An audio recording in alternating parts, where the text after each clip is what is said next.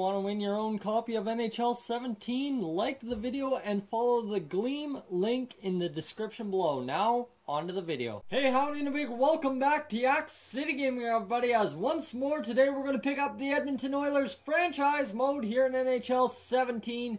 And guys, we are 72 out of 82 on the season, which means, well, where do we sit? We sit first in the Pacific Division, 1 point up of the Los Angeles Kings. So we are closing in on the end of the schedule. It's a 4-point gap, 5-point gap in the playoff picture. So the Pacific Division is ultra competitive this year.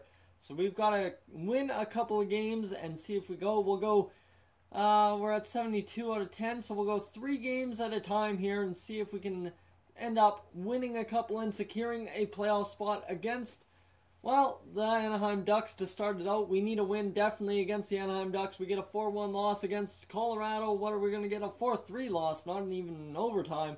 So we need to avenge that loss against Colorado, at home against Colorado, and we are going to get a 5-3 loss, so 3 straight losses after 2 straight wins. And things are looking ugly here for the Oilers, hanging on to the last playoff spot just by a hair. Still only separated by 2 points in the division, so that's all good. We need to look at the lines and see what we can juggle up here. I think at the end of last video, I ended up putting Milan Lucic on the top line, so I'm going to put him down on the second line and put Nugent Hopkins back up with Everly and McDavid and hope that generates something. Yes, Puljujärvi, how are you doing? 5 goals. 16 assists, a +8 on the year. Kid has been absolutely insane. So there we go. And the defense, we are looking at Chris Russell, Andrej Sekera. How's Chris Russell been doing? He's been 2 and 8 +7. And Sekera is a -10, so we're not even going to look at Sekera. And I mean, Larson's gotten up to an 89 and a -3, so that is huge for us. Our defense is finally starting to somewhat figure out how to play defense on the back end and look at things. So there we go. We are 75 games through the season. I want to take one quick look at the points standings. 59 points for Connor McDavid. So it's been a lackluster year on points overall. As you see, Nail Yakupov closing in.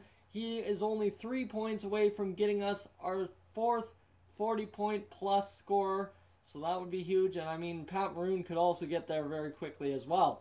So we just need a couple of solid games here, get back in the win column, get back into first place in the Pacific Division, and hope we can hold that position throughout the playoffs. So here we go, against San Jose and LA. Let's go these next 2 games, and then I am simming 1 game at a time from there on out. And Michael Koska, do not need him. On the LA Kings, 2-0 loss. Ooh, that's tough. Against the San Jose Sharks, Jordan Everly has been injured until April 7th. That is a tough blow. Nail Yakupov, you're going to have to come up and perform. Jesse Puljujärvi, you're up to this 3rd line, and we're going to fill in on the wing there. Anton Lander. Lander is down. Okay, I don't have anyone to fill in. That is strange, so I wonder if I can go to roster moves here and call up Anton Lander, as we will have to go options, roster moves, there we go, and back to edit lines. Okay, we'll leave the error in the edit lines and call up our centerman in the system. Well, we could actually call up Taylor Beck or Eero Pakarainen, who would fill in better on the left or right wing, pardon me. So we will go to Pakarainen, who is now up with the Edmonton club in a clutch situation. Connor McDavid up to a 90 overall finally. Jesse Puljujärvi on the line, and we are going to get in Eero Pakarainen, substitute in all lines, and that should solve things. Just going to take a quick look at the power play, make sure Pakarainen's not in there. Pakarainen is in there, so we will get who's on the power play here that we can get going. McDavid, Lucic, Draisaitl. That means Nail Yakupov in there, Nail Yakupov in there. That should solve our problems and give him some power play time. Change in current line, there we go. That solves it. Back to lines, best lines down in the AHL. That should get Tyler Pitlick in there, Joel Rechlaz in there, and an OT loss against San Jose. So holding on to some hope here, trying to get into the playoffs, trying to get in. And what is happening here? Did we freeze? No, we didn't. Okay, good. We are holding on by the chin hairs that are growing out of my face right now. 84 points.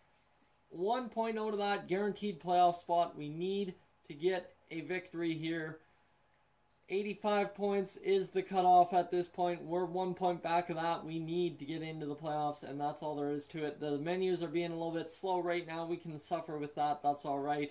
As Anaheim is our next opponent, and then it is LA, San Jose, Vancouver. So Anaheim, what do you hold for us now?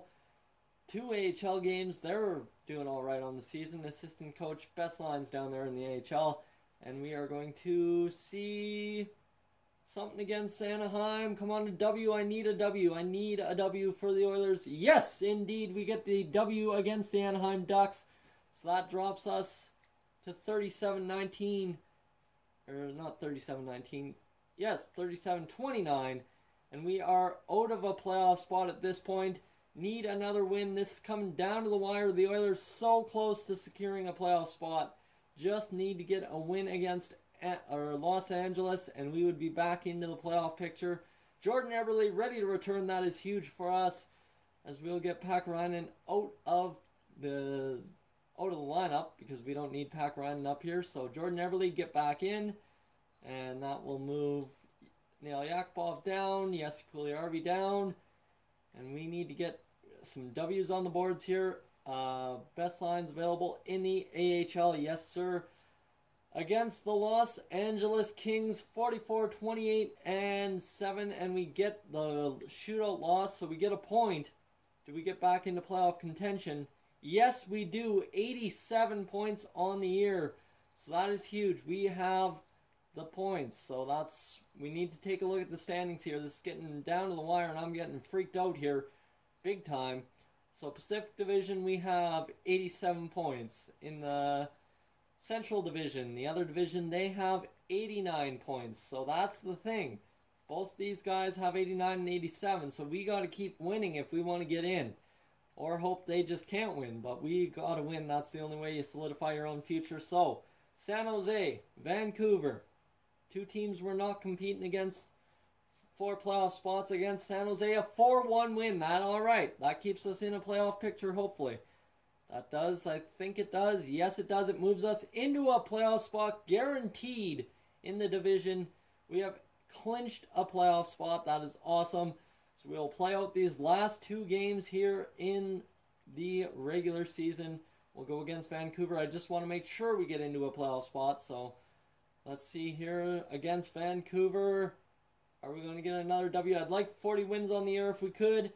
Leon Draisaitl injured till April 16th. Oh boy, that sucks. Okay. So Nugent Hopkins will move down to the second line. Milan Lucic in there. Pat Maroon in there. Matt Hendricks over there. And we will get in our man Urho Pakarainen once again, substituting all lines. There we go, Pakarainen in there. And we will get through these last 2 games. 4-0 loss against Vancouver, and that should secure us still a playoff spot. Yes, 89 points. Looks like Anaheim is done with their season. 1 game to go, and we need a win. That's all you need to finish off the year on a winning note against Vancouver. 6-2 loss, but we should be secured in the playoffs. Still that X, I'm hoping that's what it means. Yes, indeed, we are staying in the playoffs. After 82 games, the Edmonton Oilers have clinched their first playoff berth since 2005-2006, when we had that magical cup run. Right here, the points leaders for your Edmonton Oilers: Connor McDavid, Jordan Eberle, Ryan Nugent-Hopkins, Leon Draisaitl, Milan Lucic, and Nail Yakupov just falls short. So does Pat Maroon and Jori Lehtera of 40 points. So the offense was spread out. That's what I can notice. The offense was more spread out this year compared to many years where with the Oilers. And Urho Pakarainen had 24 games played, 5 points, so he did what he needed to do. Chris Russell, 10 points on the year. Our defensive signing, he was clutch. Oscar Klefbom, 19 points. Andrej Sekera, 23 points. Jesse Puljujärvi, in 60 games played, had 23 points. The kid was fire for us. So let's find out who we're going to play in the playoffs and then end up this episode The regular season has ended. Yes, indeed it has. And what a regular season it was for the Edmonton Oilers. Simulate up to this day. The regular season has ended, and oh boy, it looks like we're going to look to face the Vancouver Canucks. So maybe I was right. Maybe we were competing against them. I totally did not see them in there. I guess they were in second place. Yes, they were. So that's the way it goes. The Vancouver Canucks versus the Edmonton Oilers in the playoffs for the first time since 05-06 are the Oilers in the playoffs. Guys, thank you for tuning in. If you're new to the channel, please subscribe. If not, leave a like, and I will catch you guys, as always, in the next one.